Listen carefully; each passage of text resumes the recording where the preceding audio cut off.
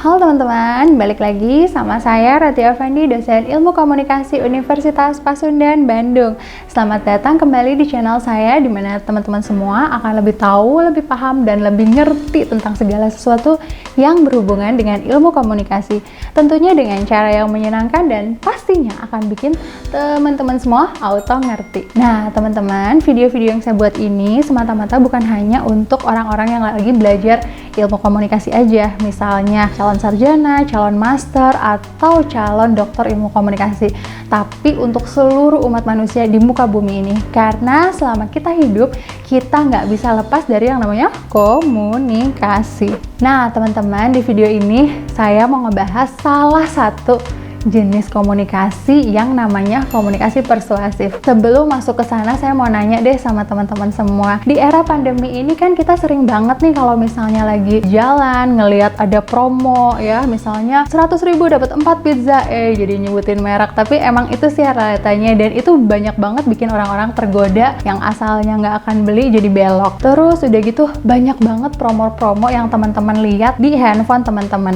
Ada yang dari marketplace online, ada yang dari transportasi online. Bahkan kemarin ketika saya datang ke salah satu restoran cepat saji, itu saya perhatiin orang-orang yang mau beli makanan tuh dia ngeliatin promonya dulu guys ke kasirnya. Kak aku mau yang ini, diliatin dari handphonenya, dan itu betul-betul menggerakkan mereka untuk pada akhirnya membeli produk itu. Nah dari contoh-contoh yang tadi saya jelasin itu tuh kurang lebih mereka sudah terpersuasi untuk merubah pikirannya dan akhirnya tergerak untuk membeli. Oke, gimana? Sekarang saya mau jelasin secara teoritis ya. Intinya sebenarnya komunikasi persuasi itu asalnya dari komunikasi retorika, mempersuading orang atau mempersuasi orang. Dalam hal ini mereka akan mempengaruhi dengan menggunakan pesan-pesan verbal maupun non-verbal untuk mempersuasi secara emosional individu, dan pada akhirnya individu tersebut merubah pikirannya dan tergerak untuk melakukan sejalan dengan pesan yang disampaikan. Kalau misalnya teman-teman bingung apa sih bedanya persuasi sama propaganda, ini aku bacain ya, karena jujur aja kalau letter luck, yuk kita bacain aja. Persuasi menggunakan informasi secara faktual dan emosional untuk merubah cara pikir seseorang dan untuk mempromosikan ke arah perilaku yang diinginkan. Jadi kalau misalnya teman-teman ngelihat poster terus udah gitu tergerak dan akhirnya melakukan sejalan dengan pesan yang disampaikan, artinya komunikasi persuasi yang dilakukan oleh komunikan ke komunikator itu berjalan dengan baik. Sedangkan bedanya sama propaganda adalah biasanya propaganda menggunakan satu sisi dan seringnya berupa informasi juga opini non-faktual yang terlihat faktual dengan sejumlah daya tarik emosional untuk merubah pikiran seseorang dan mempromosikan perilaku yang diinginkan. Tujuan dari persuasi dan propaganda intinya sama-sama ingin menggerakkan penerima pesan untuk melakukan sejalan dengan pesan yang disampaikan. Cuma bedanya kalau propaganda itu ada informasi yang non-faktual. Nah, persuasi ini dan propaganda ini biasanya dilakukan dalam political campaign yang tadi saya bilang secara verbal dan non-verbal. Kalau misalnya teman-teman lupa lagi apa sih bedanya verbal sama non-verbal message, bisa lihat video saya yang sebelumnya. Teman-teman pernah lihat kan atau pernah familiar kan dengan baju kotak-kotak yang digunakan oleh salah satu partai, dan pada akhirnya setiap orang yang menggunakan baju kotak-kotak itu dianggap pendukung partai tersebut. Masih inget nggak? Nah kemudian teman-teman masih inget nggak sih sebelum pandemi kita kan sering banget nih ada konser-konser, mau konser dari Amerika kayak, mau konser dari Korea kayak, atau kolaborasi Korea sama Amerika yang sekarang lagi happening banget. Simbol-simbol yang kita tampilkan itu kan melalui pakaian kita, melalui gestur kita, secara tidak langsung itu akan bisa mempersuasi orang yang melihat tampilan kita bahwa kita mengajak dia untuk melakukan hal yang serupa. Misalnya kita secara nggak sadar nih sekarang kalau misalnya selfie itu dulu tuh musim banget posenya tuh peace kayak gini, kalau sekarang tuh gimana nih? Nah gini ya, love gitu ya. Walaupun pertama kali saya lihat mahasiswa saya gini waktu pas lagi selfiean bareng, saya pikir apa ini duit ya, mungkin saya kurang update ya tentang Korea-Koreaan, ternyata ini artinya love, atau kalau bahasa Koreanya tuh sarangeo gitu. Nah kemudian selanjutnya dalam komunikasi persuasif juga ada yang namanya interpersonal communication atau komunikasi interpersonal, di mana pesan disampaikan secara langsung dari pemberi pesan ke penerima pesan.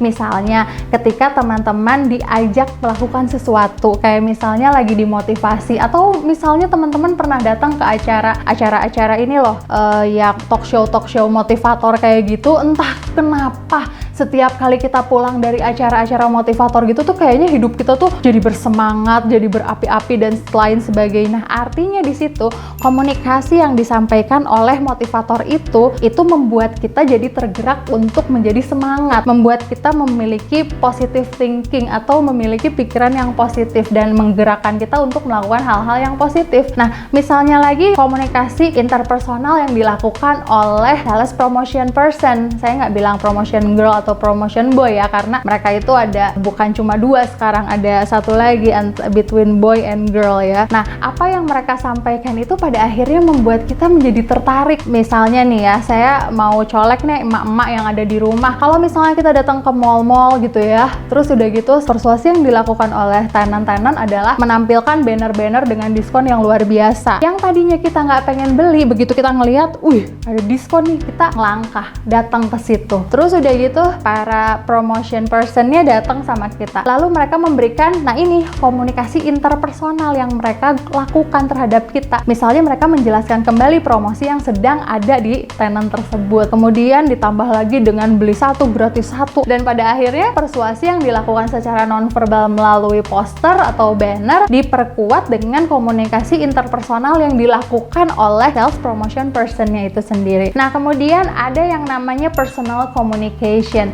Nah, personal communication dalam komunikasi persuasif ini sangat-sangat bisa mempengaruhi dan menggerakkan individu untuk melakukan hal yang sejalan. Misalnya, ketika temen kamu jualan sesuatu, ketika temen kamu menduduki posisi sesuatu atau on the way menduduki posisi sesuatu. Misalnya dia mencalonkan diri sebagai calon wali kota nih. Ada yang namanya personal communication secara personal ya, yang dilakukan atau ada ikatan emosional antara orang yang memberikan pesan terhadap kita. Kayak misalnya yang tadi saya bilang, ketika teman kamu jualan dan dia menawarkan kepada kita, padahal kita nggak butuh-butuh banget, padahal kita nggak pengen-pengen banget, tapi ketika teman kita yang nawarin, entah kenapa itu kedekatan personal membuat kita tergerak. Oh, ini karena dia yang nawarin. Ya udah, kita akhirnya menggerakkan diri kita untuk melakukan apa yang teman kita pengen, yakni beli barangnya. Atau misalnya ketika salah satu teman kalian itu nyalon jadi wali kota misalnya, nyalon dari anggota dewan misalnya, kita udah nggak mikirin lagi nih, apalagi mereka datang secara personal dan menyampaikan ayolah dukung saya dan lain sebagainya, yuk kita sama-sama majukan bangsa ini. Kita nggak perlu ngelihat dari partai apa yang ada, kita langsung begitu ngelihat fotonya, oh ini temen gue nedor gitu ya. Nah, kemudian selanjutnya, jadi persuasive communication dalam hal ini yang tadi saya udah jelasin panjang lebar, in psychological activities is an umbrella term of influencing people. Jadi untuk mempengaruhi orang-orang. Persuasion can attempt to influence person belief, attitude, intention, motivation, or behavior. Jadi dalam persuasi tujuannya adalah merubah keyakinan, niat, motivasi, sampai perilaku. Jadi kalau misalnya pada akhirnya nyoblos, pada akhirnya beli, pada akhirnya melakukan apa yang kita harapkan, kita sebagai komunikan misalnya, artinya komunikasi persuasif kita sudah berhasil. Ingat, dalam hal ini persuasion theory requires change. Artinya ketika persuasi sudah berhasil, perubahan juga ada, equal ya, sejajar. Persuasi sejajar dengan perubahan. Selanjutnya, dalam komunikasi persuasi juga ada yang disebut dengan double speak.